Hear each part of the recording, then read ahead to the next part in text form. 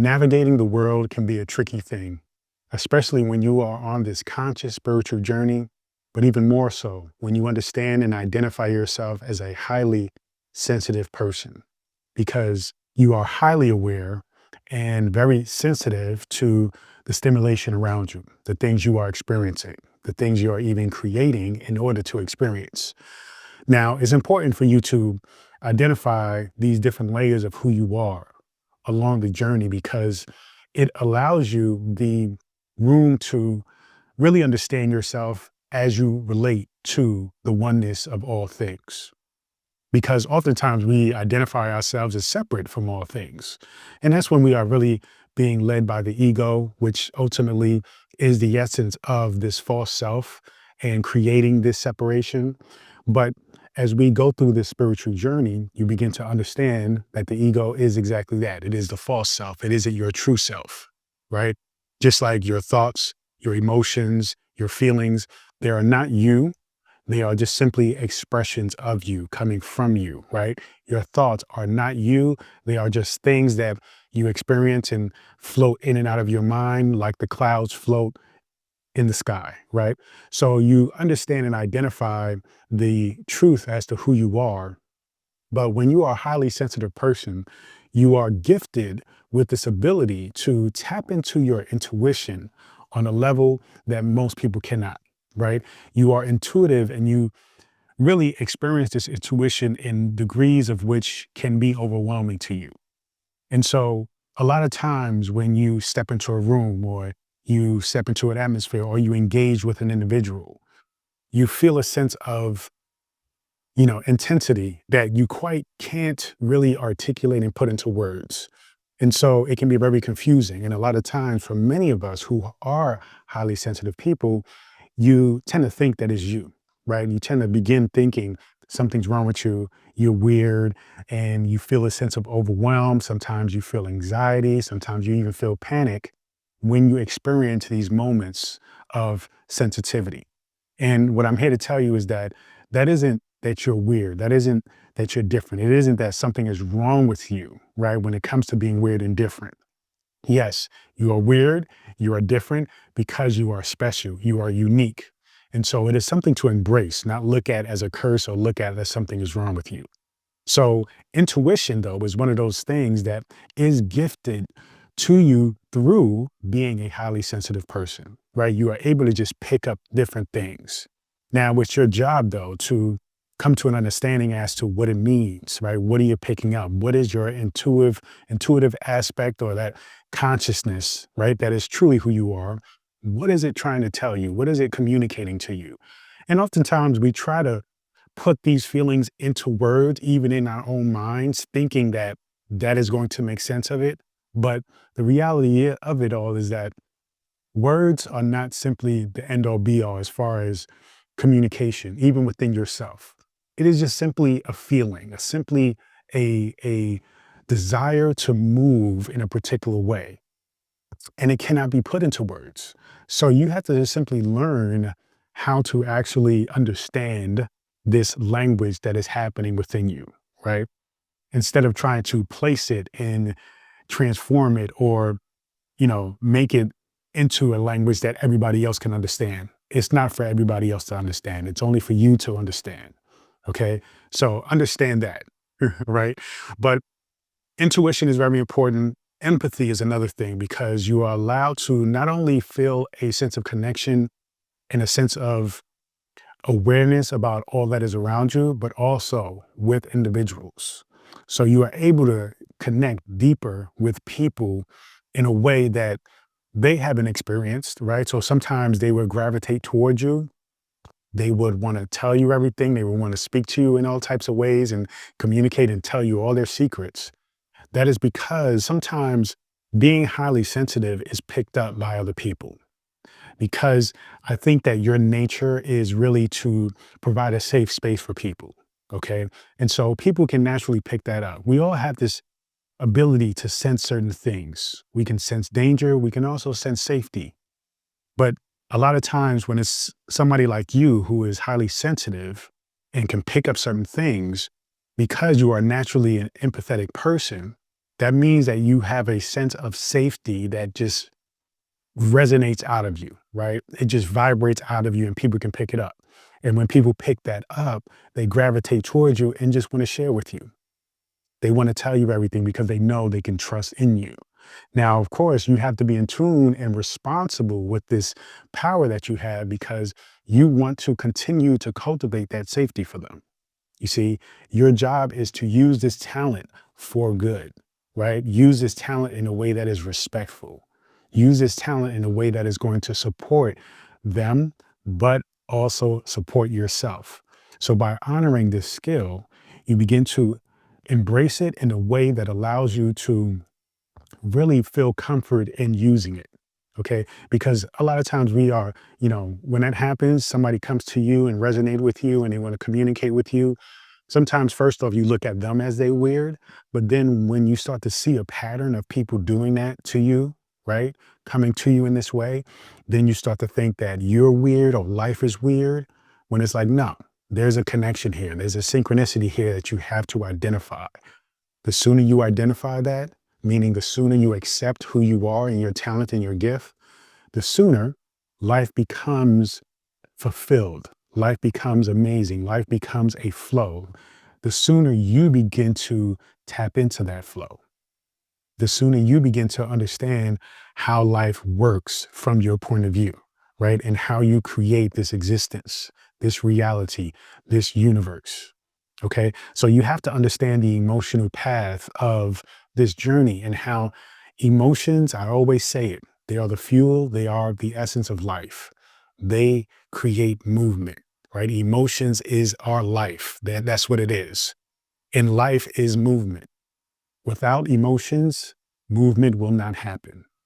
So everything comes down to recognizing the power of emotions, whether it be negative emotions or positive emotions, right? Whether it be quote unquote bad emotions or good emotions, they all can be used toward motion, right? Emotions is energy in motion. So as soon as you identify and understand the power of your emotions and then learn to use that power to create and move you toward whatever it is you desire, then the sooner you can get to this understanding of life, the beauty of life, how it all works and how it all fits into place. All right. So you have to do that.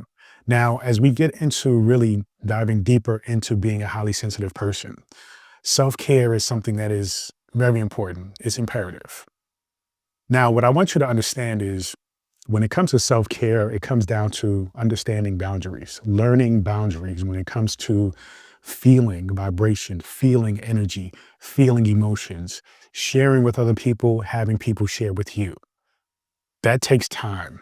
And when I say time, I mean really it takes experiences. The more you experience using this tool, this gift that you have, the more you come into understanding as to how it works for you and what works best for you. And so you have to identify what is important. You have to identify what is too much, right? You have to identify what is going to allow you and anybody who is exchanging with you to experience something that is harmonious, right? That is balanced. And so, because you are only responsible for yourself and you can only take responsibility for yourself, it is your job and only your job to make sure that you are balanced within yourself as you continue to exchange with others, right? As you continue to recognize your place in this creation of the universe.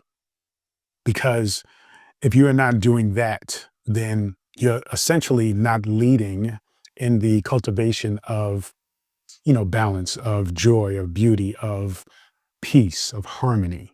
Okay. So you have to take ownership of what it is that you're experiencing and how to manage that experience and how to lead that experience. Because if you're not focused in on how you lead your experience, then if the person you're communicating with, if the universe you're communicating with is following your lead essentially, then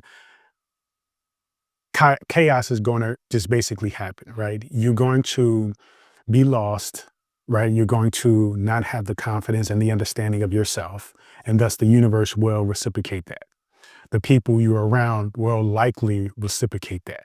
Okay. Unless you're dealing with somebody who is leading their own energy and is conscious about their spiritual journey and the importance of leading in the creation of their reality in their world. Right. So you have to take that same ownership. And when you do that, then you begin to recognize the difference between needs, desires, and wants, right?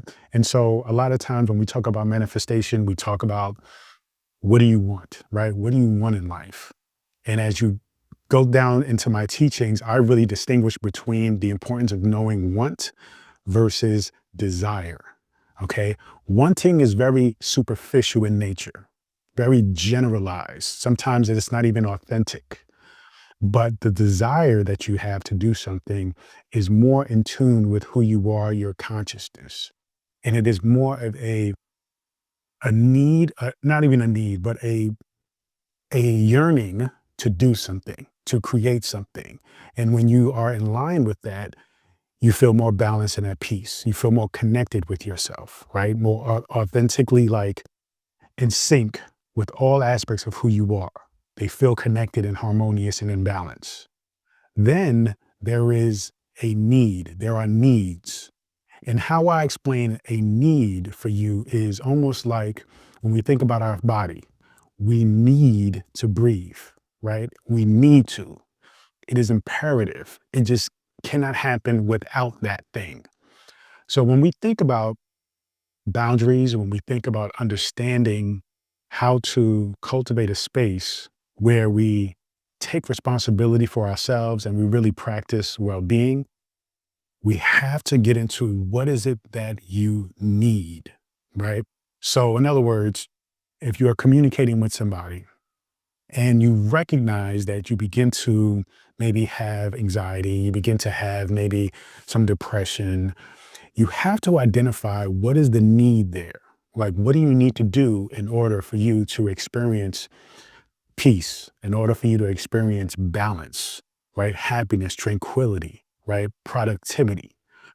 Now, I don't want to say you want to focus on the need to not feel pain or not feel anxiety, we don't want to focus on the things that we don't want. You want to focus on what it is that you want. So when it comes to going out into the world, whether it be an environment, a space, a person, you have to identify what is your needs there, right? The need for peace, the need for connection, right? The need for freedom, the need for acceptance. Whatever it is you need in your life, whatever it is you need, even in the exchange with other people, you have to learn how to identify that. When you do not know how to identify that, it will result in you experiencing anxiety, depression, sadness. But you see, all those things, all those emotions are basically symptoms of something that you are not being fulfilled in, right? They're basically symptoms of a need that's not being met. So you have to go deep within understanding those feelings and ask yourself, okay, why do I feel this way? And it's not just simply a matter of pointing fingers and blaming and saying, well, it's because this person said this or they drained my energy, right? Because it's not about the person per se. It's about you not being able at the time to identify that what you need to do is stop the conversation after a certain time frame. You need to recognize when you're feeling like you're beginning to get drained. You need to recognize when you're starting to feel anxious or when you're starting to feel unheard. You have to identify within you every moment that happens, right? And it's moment to moment. You have to be able to check in with yourself and ask yourself, what are you feeling? If you feel joy, you feel happiness, you feel, connected, right? Then fine, keep with that. But as soon as you identify there's a shift happening and your need is starting to be depleted or is not being met, right? Or is not being fulfilled, or it's being taken away, then you have to identify that and then you have to learn how to either withdraw from the situation, right, and put up the boundary and say, okay, this is where my boundary is. And then you move on. Okay. Then after a while, you begin to learn to identify your boundary and to create those boundaries in a safe way. Now, here's the thing though.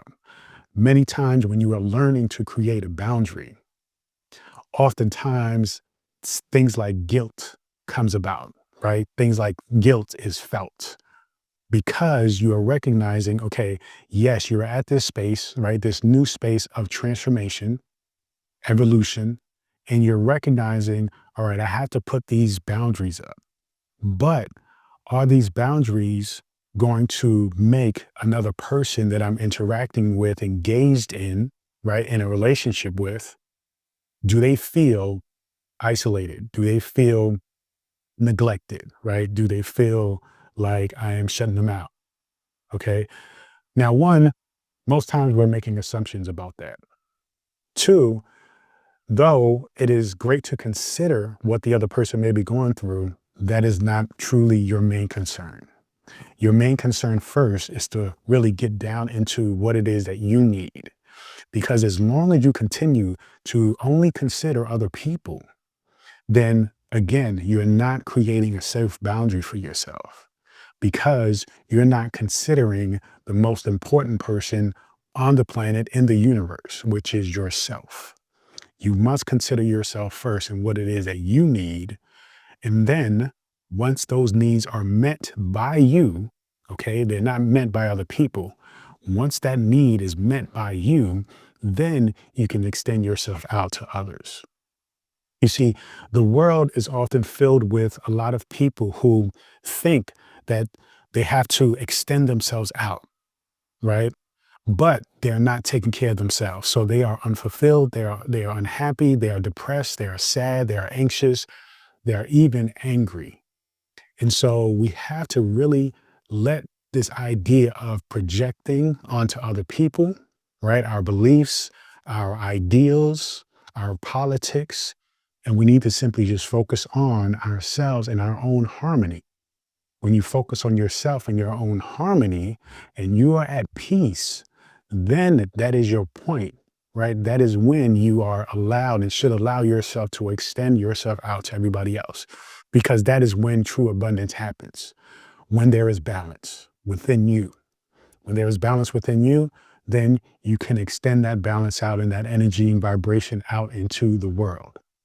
So you have to take responsibility over your life to the point where you don't feel guilty for putting up these boundaries and recognizing when you and your peace is at risk, right?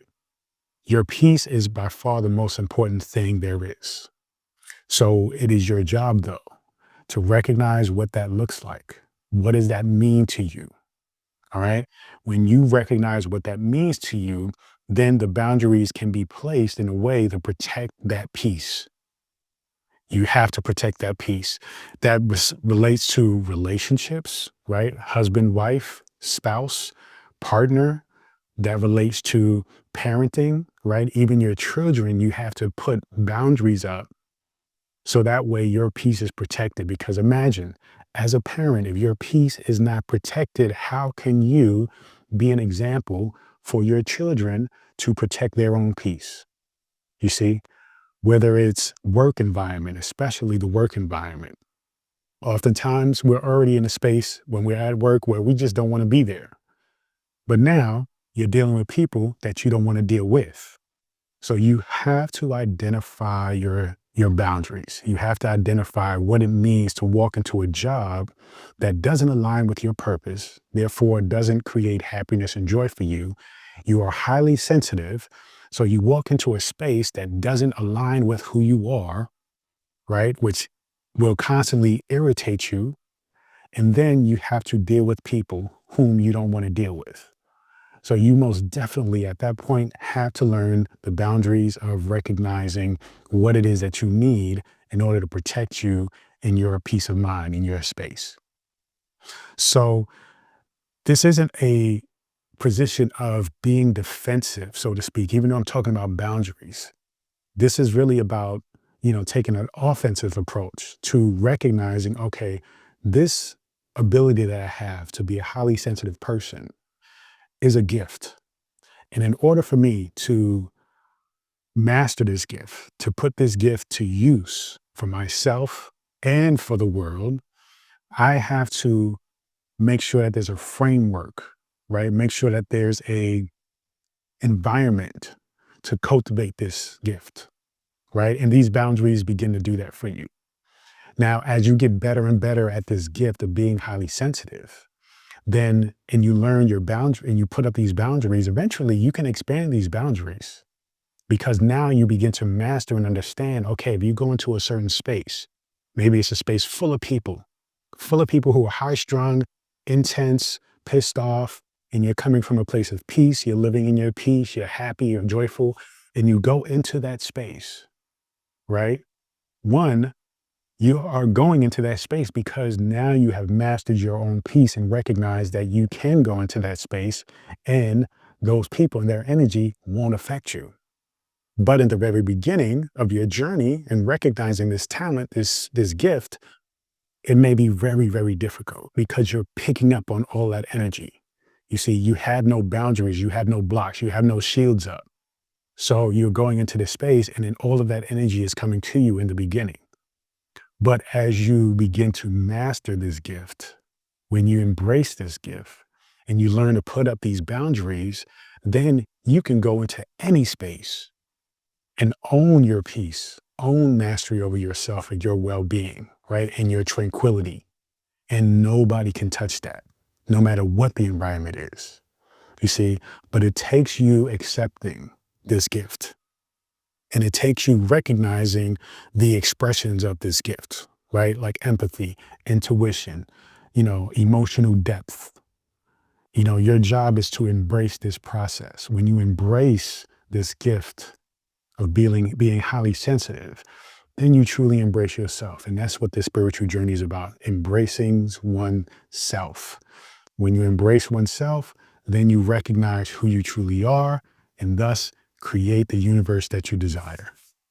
Thank you so much. Feel free to go to drabundant.com, subscribe to my daily newsletter, get access to this free ebook, and so much more. Continue to join me on this journey. Peace and abundance always.